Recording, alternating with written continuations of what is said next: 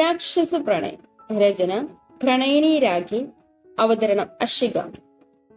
ഇതേ സമയം ധന്യ മറന്നില്ലല്ലോ. നമ്മുടെ അച്ഛന്റെ ഐശുവിന്റെ ഒരു കോളേജിലെ ശത്രുവിൽ അവള് തന്നെ.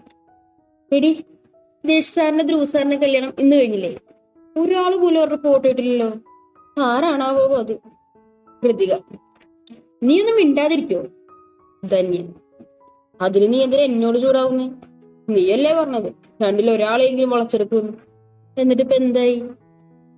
കൃതിക ധന്യെ പുച്ഛിച്ചുകൊണ്ട് പറഞ്ഞു. അങ്ങനെ ഞാൻ വിടുവെന്ന് നിനക്ക് തോന്നുന്നുണ്ടോ? വിട്ടില്ല. ധന്യ. എനിക്കൊരു സംശയമുണ്ട് ധനു. നമ്മുടെ അഹല്യ ഐശ്വര്യ സാറിന്റെ മീറ്റിംഗ് കഴിഞ്ഞിട്ട് ഇതുവരെ ഓഫീസിലേക്ക് വന്നിട്ടില്ല. എവിടെ പോയതാകും? പിന്നെ അവരുടെ ഗ്യാങ്? കൃതിക. എനിക്കും ഉണ്ട്. എന്തായാലും ഇന്ന് വൈകുന്നേരം അറിയാൻ പറ്റും. എല്ലാ സ്റ്റാഫുകളെയും വിളിച്ചിട്ടുണ്ടല്ലോ റിസപ്ഷനും. ഇന്ന് തന്നെ ആരാ പെണ്ണെന്ന് അറിയാൻ പറ്റും. ധന്യ. അല്ല ധനു, നീ ആരെയാ തെരഞ്ഞെടുക്കുന്നേ? കൃതിക. ദേശ് സാർ ഹോട്ടാണ്, അതുപോലെ ധ്രുവ് സാറും. പക്ഷെ സാറിനെ ഒന്ന് കാണുക എന്ന് പറഞ്ഞാൽ ഇത്തിരി ബുദ്ധിമുട്ടാ. അവിടെ ചെന്നിട്ട് നോക്കാം. ഒരു രാത്രിയെങ്കിലും എനിക്ക് കിട്ടിയിരിക്കണം. അച്ചുവിനെ മുറിയിലാക്കി ആഭരണങ്ങളെല്ലാം അഴിച്ചു വെക്കാൻ സഹായിക്കുകയാണ്. എന്റെ അച്ചു സുന്ദരിയായിട്ടുണ്ടായി. അച്ചു അതിൽ അവളുടെ കവളിലൊന്ന് തലോടി. പക്ഷെ എന്നെ ഞെട്ടിച്ചത് ഐഷു ചേച്ചിയാണ്. ആ എൻട്രി, ഓ സൂപ്പർ! ഒട്ടും പ്രതീക്ഷിക്കാത്ത എന്താ ഒരു ലുക്ക്. ഏട്ടന്റെ കണ്ണ് ചേച്ചിയുടെ മുഖത്തായിരുന്നു. ആണോ? എനിക്ക് തോന്നുന്നതേ ഏട്ടൻ ഇതൊക്കെ നേരത്തെ പ്ലാൻ ചെയ്തിട്ടുണ്ടെന്നാ. അതാണല്ലോ സാരി ഓർണമെന്റ്സ് എല്ലാം പെട്ടെന്ന് കൊണ്ടുവന്നത്. ഞങ്ങൾ ഐഷു ചേച്ചിയെ കാണാതെ എവിടേക്കോ നോക്കുമായിരുന്നു. അപ്പോഴാണ് കല്യാണ വിഷയത്തിൽ ഐഷു ചേച്ചിയെ കണ്ടത്. ഓ എന്റെ അമ്മോ! ഐഷു ചേച്ചിയുടെ അടുത്ത് നിന്നിട്ട് വേണം കെട്ടിപ്പിടിച്ചൊരു ഉമ്മ കൊടുക്കാൻ. ഏട്ടത്തി, ഞാനെന്നാ പൊക്കോട്ടെ. ഇനി മുല്ലപ്പൂ മാത്രമേ ഉള്ളൂ. അവളുടെ നെറുകയിൽ ചുംബിച്ചുകൊണ്ട് അഹു പോയി. ബായ് വല്യേട്ടാ. അത് കേട്ടത് അച്ചു പിടിച്ചു കെട്ടിയതുപോലെ നിന്നു. അതുവരെ ഇല്ലാതിരുന്നൊരു ഭയം അവൾ വന്ന് മൂടാൻ തുടങ്ങി. കൈയും കാലൊക്കെ വിറയ്ക്കാൻ തുടങ്ങി. ഉമ്മുനീരിറക്കിക്കൊണ്ട് അവൾ തലയിലെ മുല്ലപ്പൂ ഒഴിക്കാൻ തുടങ്ങി. പെട്ടെന്നാണ് തന്റെ ഇടുപ്പിൽ കൈയമർന്നത്. അവൾ തലയിൽ വെച്ച കൈ അങ്ങനെ തന്നെ വെച്ചുകൊണ്ട് വിറച്ചു നിൽപ്പാണ്. എന്താണ് മൈ ബാർബി ഗേൾ? ഒരു വിറയൽ. അവന്റെ ഗാംഭീര്യം നിറഞ്ഞ ശബ്ദം തന്റെ കാതിൽ പതിഞ്ഞത്. അച്ചു കണ്ണുകൾ ഇറുക്കി അടച്ചു. തോളിൽ താടി മുട്ടിച്ചുകൊണ്ട് അവളെ ഇടുപ്പിൽ പിടിച്ച് തന്നിലേക്ക് കൂടുതൽ ചേർത്ത് നിർത്തി. ഞാൻ ചോദിച്ചത് കേട്ടില്ലേ? അവൻ ഇടുപ്പിൽ പിടിച്ചത് അവൾ എരിപൊരിച്ചു പോയി. എനിക്ക് മൂളുന്നതൊന്നും ഇഷ്ടമല്ലെന്നറിയില്ലേ? അറിയാം. എന്നാ പറ. അത് ഞാൻ പെട്ടെന്ന് പേടിച്ചുപോയി. വിക്കി അവൾ ഒരുവിധം പറഞ്ഞു. പറയുന്നതിനനുസരിച്ച് അവളുടെ ശരീരം പിടികൂടാ വിറക്കുകയാണ്. ഓക്കെ, പോയി ഫ്രഷായി കിടന്നു എന്ന് പറഞ്ഞതും ഞൊടിയുടെ അവളെ തിരിച്ചു നിർത്തി. അവളുടെ അധരം സ്വന്തമാക്കി പല്ലും നാവും ഉള്ളിലേക്ക് കടത്തിക്കൊണ്ട് അവളെ തിരിഞ്ഞ് നുകർന്നെടുത്തു. വാശിയോടുകൂടി ഇരുചുണ്ടുകളും അവൻ വായിലാക്കി നുഴഞ്ഞു. അച്ചുവിന്റെ കൈകൾ അവന്റെ തലമുടിയിൽ പിടിച്ചത് അവനിൽ ആവേശം കൂടി. കൂടുതൽ ആവേശത്തോടെ ചുംബിച്ചുകൊണ്ടിരുന്നു. അച്ചു അതിനനുസരിച്ച് പിടഞ്ഞു. കാലിലെ തള്ളവിരൽ കുത്തി പൊങ്ങിപ്പോയവൾ അവന്റെ ചുംബനത്തിന്റെ തീവ്രതയനുസരിച്ച് അവളുടെ കൈകൾ അവന്റെ തലമുടിയിൽ മുറുകിക്കൊണ്ടിരുന്നു. അവനൊന്നും കൂടി കീഴ്ച്ചുണ്ട് കടിച്ചു വിട്ടുകൊണ്ട് അവളിൽ നിന്നും മാറി. അവളെ അവൻ നെഞ്ചിലേക്ക് പൊതിഞ്ഞു പിടിച്ചു. അപ്പോഴും അവൾ തന്റെ ശ്വാസം വലിച്ചെടുക്കുവാൻ ബുദ്ധിമുട്ടി. അവന്റെ നെഞ്ചിൽ കിടന്നവൾ ശ്വാസം ആഞ്ഞു വലിച്ചു. കൂടെ വിറയ്ക്കുന്നുണ്ട്. അവളൊന്ന് നോർമലായത് അവൻ അവളെ വിട്ട് നേരെ ഫ്രഷ് ആകാൻ പോയി. അവൾ അത് കണ്ടുകൊണ്ട് ഡ്രസ്സിംഗ് റൂമിലേക്കും കയറി. ഐഷു എന്ന് നിശ്വസിച്ചുകൊണ്ട് നേരെ ബെഡിലേക്ക് വീണു. അവൾ കൂടുതലും തളർന്നിരുന്നു. ആഹാ, അങ്ങനെ അങ്ങ് തളർന്നാലോ? എന്റെ കൂടെ പിടിച്ചു നിൽക്കണ്ടേ? ഒന്ന് പോ മനുഷ്യ, ഞാനിവിടെ തളർന്നിരിക്കും. അപ്പോഴാ ഞാൻ കുറച്ചേരം കിടന്നോട്ടെ. അതെങ്ങനെ ശരിയാകും? എനിക്കാണെങ്കിൽ കിട്ടിയതെന്ന് തിരിച്ചു കൊടുത്ത ശീലം, അതും അപ്പൊ തന്നെ. ഐഷു മനസ്സിലാവാതെ നോക്കി. എനിക്ക് നീ ഒരു സമ്മാനം തന്നു സദ്യ കഴിക്കുമ്പോ, ഞാനത് തിരിച്ചു തരട്ടെ? അവളെ ഒന്ന് ഒഴിഞ്ഞു നോക്കിക്കൊണ്ട് അവൻ പറഞ്ഞത് ഐഷു അന്തം വിട്ട് നോക്കി. എന്റെ മുരുക, ഇങ്ങനെ രണ്ടും കൽപ്പിച്ചാണല്ലോ. ഒരു ആവേശത്തിൽ കടിച്ചു പോയതാണ്. അവൻ അവളിലേക്ക് പോരാടി വെച്ചു വന്നു. അതനുസരിച്ച് ഐഷു ബെഡിലേക്ക് ഒതുങ്ങി. ദേ, ഞാൻ ആകെ ക്ഷീണിച്ചു നിൽക്കുക. അതിന് ഞാൻ നിനക്കൊരു എനർജി ഡ്രിങ്ക് തരാൻ വന്നതല്ലേ. എന്തുവാ? എനിക്കൊരു ഡ്രിങ്ക് വേണ്ട. അതെങ്ങനെ ശരിയാകും എന്റെ വീരശൂര ഭാര്യയ്ക്ക്? ഇതെങ്കിലും ഞാൻ തരണ്ടേ? അവൻ അവളുടെ ഇരു സൈഡിൽ കൈകുത്തി പറഞ്ഞു. പുല്ല് വേണ്ടായിരുന്നു. അതെ, അങ്ങോട്ട് മാറിക്കേ. എനിക്കേ. ബാക്കി പറയും മുമ്പ് അവൻ ചുണ്ടിന് കുറുകെ കൈവച്ച് അവളുടെ മുഖത്തേക്ക് അവൻ മുഖം താഴ്ത്തി വരും. ഇരു കണ്ണുകളും മുറുക്കി അടച്ച്. അവന്റെ നിശ്വാസം തൊട്ടു തൊട്ടില്ല, 1 ഇഞ്ച് വ്യത്യാസം. അപ്പോഴേക്കും ഡോറിൽ ആരോ മുട്ടി. ഇറുക്കി അടച്ച കണ്ണുകൾ ഐഷു ഡോറിലെ മുട്ടൽ കേട്ടത് വേഗം വലിച്ചു തുറന്നു. അവനെ കൈകൊണ്ട് പിറകിലേക്ക് തള്ളിയിട്ട് അവൾ ഓടി. രക്ഷപ്പെട്ടു. ഐഷു വേഗം വാതിൽ തുറന്നതും മുന്നിൽ ഇളിച്ചുകൊണ്ട് നിൽക്കുന്ന നമ്മുടെ അഹുക്കുട്ടി. നീയാടി ദേവദൂതൻ. പെട്ടെന്ന് അഹുവിനെ വലിച്ചുള്ളിലേക്കിട്ടു. ഓ, എന്റെ കൈ ഏട്ടത്തി. കൈ ഒഴിഞ്ഞുകൊണ്ട് അവൾ പറഞ്ഞു. നീ വന്നത് നന്നായി. ആണോ? വാ, ഞാൻ എല്ലാം അഴിച്ചു തരാം. അല്ല, ഇത്ര നേരമായിട്ടൊന്നും ചെയ്തില്ലേ? ഇല്ല, നീ വരുമെന്ന് തോന്നി. ഞാൻ എങ്ങനെ ഒറ്റ കഴിക്കാനാ? ധ്രുവിന് ഇടങ്കണ്ണം നോക്കിക്കൊണ്ട് ഐഷു പറഞ്ഞു. എന്നാ ഏട്ടത്തി ഇവിടെ ഇരിക്കും, ഞാൻ ഇപ്പൊ വരാം. നീ എങ്ങനെ രക്ഷപ്പെട്ടു എന്നൊന്നും വിചാരിക്കണ്ട. രാത്രി ഇവിടേക്ക് തന്നെയല്ലേ നീ വരുന്നത്? ഞാൻ പിടിച്ചോളാം, ഇതിന്റെ പലിശ സഹിതം. തന്റെ ചെവിയോരം വന്ന് പറഞ്ഞുകൊണ്ടവൻ നേരെ ഫ്രഷ് ആകാൻ കയറി. ഐഷുവാണെ കണ്ണും വിളിച്ചിൽ പോണം. 4 പേരും റിസപ്ഷന് വേണ്ടി റെഡി ആയിരിക്കുകയാണ്. 2 പേരും 2 കാറിലായി ഹോട്ടൽ ബ്ലൂ ഡയമണ്ടിലേക്ക് പോവുകയാണ്. പുറകെ ബാക്കിയുള്ളവരും. 7 മണിക്ക് തന്നെ ഫംഗ്ഷൻ സ്റ്റാർട്ട് ചെയ്തു. അലോകിന്റെയും ദക്ഷിന്റെയും ധ്രുവിന്റെയും ഫ്രണ്ട്സ്, കമ്പനി സ്റ്റാഫ് എല്ലാവരും ഇൻവൈറ്റ് ചെയ്തിട്ടുണ്ട്. ആദ്യം ദക്ഷിന്റെ കാറാണ് വന്നത്. അതിൽ നിന്നും ഒരു ബ്ലാക്ക് ഷർട്ട്, അതേ കളർ പാന്റ്, വൈറ്റ് ബ്ലസറും അണിഞ്ഞ് ഇറങ്ങി ചുറ്റും നോക്കിയ ശേഷം കോ ഡ്രൈവർ സീറ്റിലേക്ക് വന്നു. ഡോർ തുറന്ന് കൈ കാണിച്ചത് അതിലേക്ക് അച്ചു ഒന്ന് നോക്കിയതിനു ശേഷം കൈ കൊടുത്തുകൊണ്ട് കാറിൽ നിന്ന് ഇറങ്ങി. വൈറ്റ് ലെഹങ്കയിൽ അതീവ സുന്ദരിയായിരുന്നു അച്ചു. കഴുത്തിൽ വലിയ വീതിയുള്ള വൈറ്റ് ഡയമണ്ട് നെക്ലസ്, കാതിൽ അതിന് മാച്ചായ കമ്മലും. മുടിയൊക്കെ സൈഡിലേക്ക് ഒതുക്കിയിട്ടിട്ടുണ്ട്. 2 കൈയിലും ഷാൾ പുറകിൽ നിന്ന് ചുറ്റിയിട്ടിട്ടുണ്ട്. ലൈറ്റ് ആയിട്ടാണ് മേക്കപ്പ്. എല്ലാം കൊണ്ടും അവളൊരു മാലാഖയെ പോലെയായിരുന്നു. പിന്നീട് ധ്രുവിന്റെ കാറും എത്തി. അതിൽ നിന്ന് full black colour pant, shirt and കോട്ടും ഇട്ട് ധ്രുവ് ഇറങ്ങി. ധ്രുവ് ഇറങ്ങിയത് കണ്ട ഐഷു ഡോർ തുറന്നിറങ്ങി. റെഡ് ഗൗണിൽ അതീവ സുന്ദരിയായിരുന്നു ഐഷു. കഴുത്തിൽ ചെറിയ ഡയമണ്ട് നെക്ലസും, കാതിൽ അതിന് മാച്ചായ കമ്മലും, പിന്നെ കയ്യിൽ വളയും. മുടി കെട്ടിവെച്ചിട്ടുണ്ട്.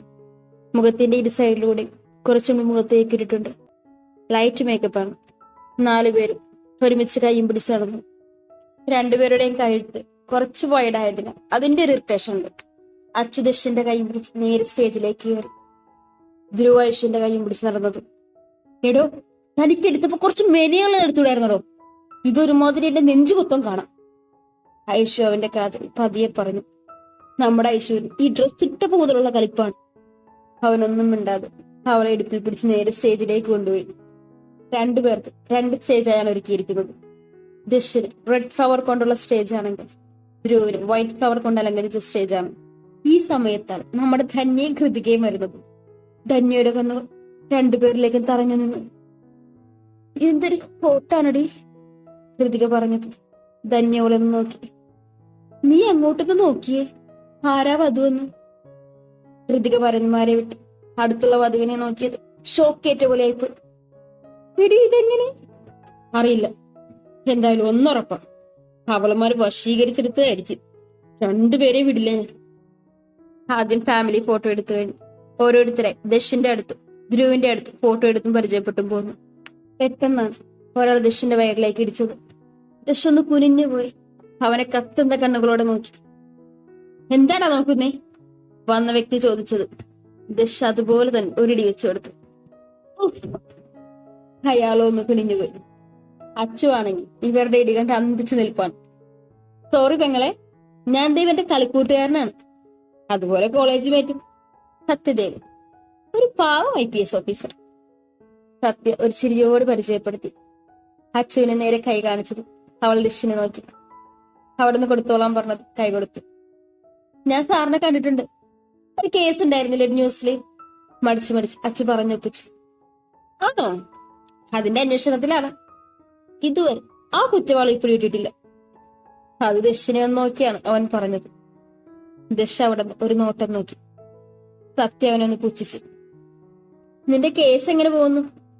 ദശ: വലിയ പുരോഗമനമൊന്നുമില്ല. പിന്നെ ആ MLA മകനെ ആരോ ശരിക്കും പണിതാ കൊന്നത്. അവന്റെ ചേട്ടൻ വന്നിട്ടുണ്ട്. നീയൊന്ന് കരുതിയിരുന്നു. സത്യ അവന്റെ ചേട്ടി സ്വകാര്യം പോലെ പറഞ്ഞു. ഞാൻ നോക്കിക്കോളാം. ഗൗരവത്തോടെ മറുപടി വന്നു. ഓ, എപ്പോ നോക്കിയാൽ ഗൗരവേ ഉള്ളൂ. പെങ്ങളെ, ഇപ്പൊ മോളിലെടുത്ത് ഇങ്ങനെ തന്നെയാണോ? അച്ഛൻ ഒന്നും മനസ്സിലാവാതെ നോക്കി. അല്ല, ഈ ചിരിയൊന്നും ഇല്ലെന്നാ ഞാൻ ചോദിച്ചേ.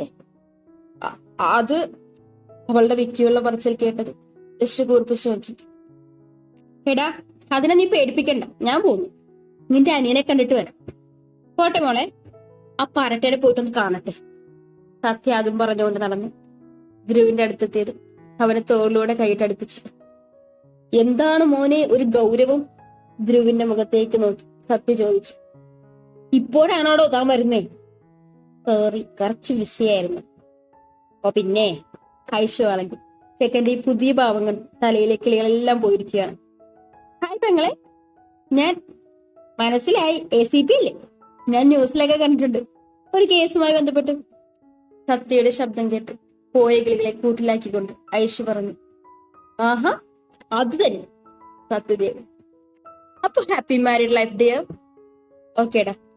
സത്യ പോയത് നമ്മുടെ വാഞ്ഞിരപ്പടകളെല്ലാം കയറി വന്നു. ഫോട്ടോ എടുക്കും, സെൽഫി, എല്ലാത്തിനും കൂടെ നിന്ന് ചിരിച്ചു കൊടുത്തിട്ടുണ്ട്. ചിരിച്ചു കളിച്ചു നിൽക്കുമ്പോഴാണ് ഒരുവൻ തന്നെ വല്ലാത്ത ഭാവത്തോടെ നോക്കി നിൽക്കുന്നത് കാണുന്നു. ഐഷു അവനെ കൊണ്ടൊന്ന് മുന്നീരിറക്കി അച്ഛനെയും അമ്മയും നോക്കി. എവിടെ നിന്ന്? അവിടെ ഒരു നല്ല സംസാരത്തിലാണ്. ധ്രുവാണെങ്കിൽ ഒരു ഫ്രണ്ടിനോട് സംസാരിക്കുകയാണ്. ഐഷുവിന്റെ കൈയും കാലും വിറയ്ക്കാൻ തുടങ്ങി. അവനടുത്ത് വരുന്നതിനനുസരിച്ച് വിറയ്ക്കും. ഐഷു വന്നയാളെ നോക്കി അച്ഛനോട് സംസാരിക്കുകയാണ്. മുഖമാകെ വലിഞ്ഞു മുറുകി. എന്താ അമ്മാവ, ഒളിപ്പിച്ചിരുന്ന് കല്യാണം കഴിപ്പിച്ച ഞാൻ അറിയില്ലെന്നാണോ? വലിഞ്ഞു മുറുകിയ മുഖത്തോടെ സ്വാതി ചോദിച്ചത്. കൃഷ്ണൻ ഒരു കൂസലും ഇല്ലാതെ അവരെ നോക്കി. ഞാൻ അവളെ ഒളിപ്പിച്ചിട്ടല്ല കല്യാണം കഴിപ്പിച്ചത്. എന്തൊക്കെയായാലും ഞാൻ തന്നെ അവളെ കൊണ്ടുപോയിരിക്കും. ദേ സ്വാതി, ഇവിടെ വെച്ചൊരു പ്രശ്നം ഉണ്ടാക്കരുത് പ്ലീസ്. അതെന്താ അമ്മാവ അങ്ങനെ? എന്നെയുമായി വിവാഹം ഉറപ്പിച്ചൊരു പെണ്ണിനെ വേറെ കെട്ടിച്ചതും പോരാ, പ്രശ്നം ഉണ്ടാക്കരുതെന്നോ? സ്വാതിക്, നിനക്കറിയാലോ അവൾ അതിന് സമ്മതം അറിയിച്ചത് തന്നെ അമ്മക്ക് വാക്കുകൊടുത്തോണ്ടാണ്. അല്ലാതെ നീയാണ് വരണമെന്ന് അവൾ ഒരിക്കലും വിചാരിച്ചിട്ടില്ല. ആയിരുന്നേ അവൾ അപ്പോഴേ നോ പറയുമായിരുന്നു. അവനെ നോക്കി കൃഷ്ണൻ തറപ്പിച്ചു പറഞ്ഞു. അതെന്താ അമ്മാവ, ഞാനും ഒരു ബിസിനസ്മാൻ തന്നെയാണ്. തറവാട്ടിൽ കോടികൾ ആസ്തി ഉണ്ടെങ്കിലും ഞാൻ സ്വന്തമായി ഒരു ബിസിനസ് വേൾഡിന്റെ കിങ് ആണ്. നീ എന്തൊക്കെയായാലും ഞാൻ എന്റെ മോളെ നിനക്ക് തരില്ല. കൃഷ്ണനെ ഒന്ന് പുച്ഛിച്ചുകൊണ്ട് അവൻ നേരെ ധ്രുവിന്റെ അടുത്തേക്ക് നടന്നു. ഐഷു അത് കണ്ടൊന്ന് വിറച്ചുപോയി. ഒരു കൂട്ടുകാരനുമായി സംസാരിച്ചുകൊണ്ടിരുന്ന ധ്രുവിന്റെ അടുത്തേക്ക് സ്വാതിക് ചെന്നതും സ്വാതിക് ഐശ്വര്യ ഒന്ന് നോക്കി. ആ നോട്ടം കണ്ട് ഐഷു ഒന്ന് കിടുങ്ങിപ്പോയി. കുടിലതയോടെയുള്ള എന്തൊക്കെയോ ഒളിപ്പിച്ചു വെച്ചുകൊണ്ടുള്ള നോട്ടം. ഹായ്. തന്റെ മുന്നിൽ നിൽക്കുന്ന ചെറുപ്പക്കാരനെ കണ്ട് ധ്രുവ് ഒന്ന് സംശയിച്ചു. തന്റെ ഫാമിലിയിൽപ്പെട്ടതല്ല എന്ന് മനസ്സിലായത് ധ്രുവ് ഐശ്വര്യ നോക്കി. അവിടെ വിറച്ചു നിൽക്കുന്ന തന്റെ പെണ്ണിനെ കണ്ടത് ധ്രുവ് സംശയിച്ചു. പിന്നെ അയാളെ നോക്കി ഹായ് പറഞ്ഞു. ഹായ്, ഞാൻ സ്വാതിക്. ഐഷയുടെ. ധ്രുവ് മനസ്സിലാകാതെ നോക്കി. സോറി, ഐശ്വര്യയുടെ അമ്മാവന്റെ മകൻ. എന്തായാലും കൊള്ളാം മിസ്റ്റർ ധ്രുവ്. എന്റെ പെണ്ണിനെ നീ സ്വന്തമാക്കിയത്. അധികം വൈകാതെ അവളിന്റെ അടുത്തേക്ക് തന്നെ വന്നു ചേരും. ധ്രുവിനൊന്നും മനസ്സിലായില്ലെങ്കിലും അമ്മാവൻ എന്ന പേര് മുറച്ചെറുക്കനാണെന്ന് മനസ്സിലായത്. ധ്രുവ് ഒന്ന് ചിരിച്ചു. ക്രൂരത നിറച്ചൊരു ചിരി. Write your self. സ്വാതിക് പറഞ്ഞതിൽ മറുപടി പറഞ്ഞുകൊണ്ട് ധ്രുവ് ഒന്ന് ചിരിച്ചു. ഐഷു ആണെങ്കിൽ രണ്ടുപേരും എന്തൊക്കെയോ സംസാരിക്കുന്നുണ്ട്. സ്വാതിക് ധ്രുവിന്റെ കാത് എന്തോ പറയുന്നത് കണ്ടത് അവളൊന്ന് വിറച്ചുപോയി. കാരണം താൻ നേരിട്ട് കണ്ടതാണ് അവന്റെ സ്വഭാവം. ആരംഗം ഓർമ്മയിൽ വന്നത് ഉമിനീരിറക്കിപ്പോയവൾ. ധ്രുവിൽ നിന്നും സ്വാതിക് ഐഷുവിന്റെ അടുത്തേക്ക് നടന്നു. അവന്റെ കണ്ണിലപ്പോഴും അതിസുന്ദരിയായി ഗൗണിൽ നിൽക്കുന്ന ഐഷുവിന്റെ രൂപം മനസ്സിൽ നിറയ്ക്കുകയാണ്. അവളുടെ വെണ്ണക്കൽ പോലെ കൊത്തിവെച്ചിരിക്കുന്ന ശരീരം കണ്ടതും അവനൊന്നുകൂടെ കണ്ണുകളടച്ച് കഞ്ഞിൽ അവളെ കാണുമ്പോൾ ഉണ്ടാകുന്ന വികാരത്തെ അടക്കി വെച്ചു. കണ്ണു തുറന്നൊന്ന് നോക്കിയതും ഒരു ബ്ലാക്ക് ഷർട്ടാണ് അവൻ കണ്ടത്. അവനൊന്ന് സംശയിച്ച് തല ഉയർത്തിയതും മുന്നിൽ ധ്രുവ് നിൽക്കുന്നതാണ് കണ്ടത്. അതും കണ്ണിൽ അഗ്നി നിറച്ചുകൊണ്ട് കത്തുന്ന നോട്ടത്തോടെ അവനവനെ നോക്കി. അവനെ ഒന്ന് പുച്ഛിച്ചുകൊണ്ട് സ്വാതിക്ക് ഐശ്വര്യനോട് പറഞ്ഞു. ഐശ്വര്യ ധ്രുവിന്റെ ബാക്കിലാണെങ്കിലും തലഭാഗം ധ്രുവിന്റെ തോളിനടുത്താണ്. നിന്നെ ഞാൻ ആഗ്രഹിച്ചിട്ടുണ്ടെങ്കിൽ ഏത് വിധേനയും നിന്റെ എന്റെ പട്ടമഹർഷിയാക്കി അങ്ങ് പുണർത്തിട്ടുണ്ടാവും. നീ പറയുന്നത് സ്വാതിക്കാണ്, ഓർമ്മയിൽ വെച്ചോ. അത്രയും പറഞ്ഞുകൊണ്ട് അവനവളെ നോക്കി ആ രൂപം മനസ്സിലേക്ക് ആവാഹിച്ചുകൊണ്ട് അവിടെ നിന്ന് പറഞ്ഞു. സ്വാതിക്ക് പോയതും ഐഷ് നീട്ടി ഒന്ന് ശ്വാസം വിട്ടു. അപ്പോഴേക്കും ധ്രുവ അവളെ രൂക്ഷമായി നോക്കി. ഐഷ് ഒന്ന് ഇളിച്ചു കാണിച്ചു. ധ്രുവ അവളുടെ അടുത്തേക്ക് പോകാൻ നിന്നതും നമ്മുടെ ഭാരപടകളെല്ലാം ചേർന്ന് അച്ചുവിനെ ഐശുവിനെയും കൊണ്ട് നേരെ ഫുഡ് അടിക്കാൻ പോയി. അലോകും കിച്ചുവും കൂടെ ദക്ഷിണേയും ധ്രുവിനെ ഫുഡ് കഴിക്കാനായി അവരുടെ കൂടെ പറഞ്ഞു വിട്ടു. ഫുഡെല്ലാം കഴിച്ചു കഴിഞ്ഞു നേരെ വീട്ടിലേക്ക്. ഐശുവിന് വേഗം ഒന്ന് കിടന്നാ മതിയെന്നായി. പക്ഷെ വീണ്ടും ചടങ്ങുകളുണ്ടെന്ന് കിച്ചുവമ്മ പറഞ്ഞത് സങ്കടത്തോടെ അതിനെല്ലാം ഒരുങ്ങി നിന്ന് രണ്ടു. രാത്രി സെറ്റ് ഫുഡാണ് വേഷം. കയ്യിൽ പാലും കൊടുത്ത് അഹു ആദ്യം തന്നെ അച്ചുവിനെ ദക്ഷിന്റെ മുറിയിലാക്കി. പിന്നീട് ഐശുവിനെ കൃഷ്ണനും മാലതിയും അപ്പൂസും 2 ദിവസം കഴിഞ്ഞ് പോകുന്നുള്ളൂ. അവർ ഗസ്റ്റ് ഹൗസിലേക്ക് മാറി. കൂടെ വാഞ്ഞനപ്പടകളും നമ്മുടെ വൈദ്യു. ഇപ്പൊ അവിടെ അവർ കുടുംബക്കാർ മാത്രമേ ഉള്ളൂ. നമുക്ക് ആദ്യം അച്ചുവിന്റെ അടുത്തേക്ക് പോവാം, എന്നിട്ട് പിന്നെ ഐശ്വര്യ അടുത്തേക്ക് പോവാം. വാ. അച്ചുവിനെ ആക്കിയിട്ട് അഹി നേരെ ഐശ്വര്യ അടുത്തേക്ക് പോന്നു. വാതിൽ തുറന്ന അച്ചു അകത്തേക്ക് കയറി. അവൾക്ക് നല്ല രീതിയിൽ ഭയമുണ്ട്. അതും പോരാന് അഹിന്ന് ഫസ്റ്റ് നൈറ്റിന്റെ കാര്യം പറഞ്ഞപ്പോൾ അച്ചുവിന്റെ ഹൃദയം കിടന്ന് ഡപ്പാൻ കുത്തടിക്കാൻ തുടങ്ങിയിട്ടുണ്ട്. വിറച്ചാണ് അവൾ അകത്തേക്ക് പാലും കൊണ്ട് കയറിയിരിക്കുന്നത്. കയ്യിലെ പകുതിയോളം പാല് തുളുമ്പിപ്പോയിട്ടുണ്ട്. പാൽ ഗ്ലാസ് അടുത്തുള്ള മേശയിൽ വെച്ച് ചുറ്റും നോക്കി. ദക്ഷിനെ കാണാതെ വന്നതും അച്ചുവിന്റെ മുഖം ഒന്ന് ചുളിഞ്ഞു. ബാത്റൂമിൽ നോക്കിയിട്ടും കാണാതെ വന്നതും സന്തോഷമോ സങ്കടമോ എന്തൊക്കെയോ തോന്നി. ദക്ഷിയേട്ടൻ എവിടെ പോയതായിരിക്കും? അമ്മയോ ഒന്നും പറഞ്ഞില്ലല്ലോ. എവിടെയെങ്കിലും പോയ അമ്മയോ അച്ഛനും പറയേണ്ടതല്ലേ. പക്ഷെ കുറച്ചുനേരം ബെഡിൽ തലയുടെയും മടിയിൽ വെച്ച് ചാരിയിരുന്നു. അവനെയും കാത്തിരുന്നു. ഇനി ഐശ്വര്യ അടുത്തേക്ക് പോവാ. അഹി ഐശ്വര്യെ കൊണ്ട് റൂമിലാക്കി. അഹി പോയി. ഏട്ടത്തി, ബെസ്റ്റ് ഓഫ് ലക്ക്. എന്തിനാടി? പുലിമടയിലേക്കല്ലേ പോകുന്നേ, ഒരു മുൻകരുതൽ വേണം, അത്രയുള്ളൂ. ഓ അങ്ങനെ, ഞാൻ നോക്കിക്കോളാം. ഓക്കെ ഏട്ടത്തിയമ്മേ, ജീവനുണ്ട്, നാളെ കാണും. അഹു അതും പറഞ്ഞു ഒറ്റ ഓട്ടം വെച്ചോടുത്തു. ഇപ്പോൾ എന്താ അർത്ഥം വെച്ച് സംസാരിക്കുന്നേ? എന്തോ ആട്ടെ, പുല്ലി ഒന്ന് കിടന്നാ മതിയായിരുന്നു. അഹി വാതിൽ തുറന്ന് അകത്തേക്ക് കയറി പാലുകൊണ്ട് അടുത്തുള്ള മേശയിൽ കൊണ്ടുപോയി വെച്ച് ഒറ്റ കിടപ്പാണ്. കുറച്ചു മണിക്കൂർ കഴിഞ്ഞതും തന്റെ വയറിലെന്തോ ഇഴയുന്നതറിഞ്ഞ യേശു തിരിഞ്ഞു കിടന്നു. ദേ മനുഷ്യ, മര്യാദക്കിരുന്നു. ഞാൻ ആകെ ക്ഷീണിച്ചു നിൽക്കുക. ഒന്ന് ശല്യം ചെയ്യാതെ കിടന്നുറങ്ങാൻ നോക്ക്. ഐഷു പറഞ്ഞുകൊണ്ട് തിരിഞ്ഞു കിടന്നു. വീണ്ടും തന്നെ എന്തോ വലിഞ്ഞു മുറുക്കിക്കൊണ്ടിരുന്നു. ഐഷു സഹികെട്ട് എഴുന്നേൽക്കാൻ നോക്കിയതും അതുപോലെ തന്നെ കിടന്നു. കയ്യോ കാലോ അനക്കാൻ പറ്റുന്നില്ല. ഇരുട്ടായതുകൊണ്ട് ഒന്നും കാണാനും വയ്യ. എന്തോ ഒരു മഞ്ഞ കളർ സാധനം കയറി വരുന്നു. പെട്ടെന്ന് ലൈറ്റ് തെളിഞ്ഞതും തന്റെ നേരെയുള്ള സോഫയിൽ കാലും കയറ്റിയിരിക്കുന്നവനെ കണ്ടു. ഐഷു ചാടി എഴുന്നിട്ടു. എവിടെന്ന് 1 ഇഞ്ച് പോലും ഉറങ്ങാൻ സാധിക്കുന്നില്ല. അപ്പോഴാ അങ്ങേരുടെ ഒരു പെർഫോമൻസ്. ഇതെന്തോ എന്റെ മുരുക. ഐഷു പതിയെ തന്റെ ശരീരത്തിലേക്ക് നോക്കിയതും പേടിച്ചവൾ ഐസായിപ്പോയി. അവൾക്ക് ശ്വാസമുണ്ടോ എന്ന് പോലും അറിയാൻ പറ്റിയില്ല. അത്രയും പേടിച്ചാണ് ഇരിപ്പ്. അത് പതിയെ തന്റെ കഴുത്തിലേക്ക് എഴിഞ്ഞു വന്നതും അവൾ പതിയെ ധ്രുവിനെ നോക്കി. അതെ, ഒന്നിതിനെ മാറ്റോ പ്ലീസ്. കയ്യും കാലും കിടന്ന് വിറക്കുന്നുണ്ട്. പേടിച്ചത്രയും പറഞ്ഞത്. ധ്രുവ് അവളെ നോക്കി. എന്റെ മുരുക, ഇതിനെ ഇപ്പൊ മാറ്റിയില്ലെങ്കിൽ ഞാൻ പേടിച്ചറ്റാകുന്നു ചാവും. അങ്ങനെയല്ലല്ലോ നേരത്തെ വിളിച്ചേ.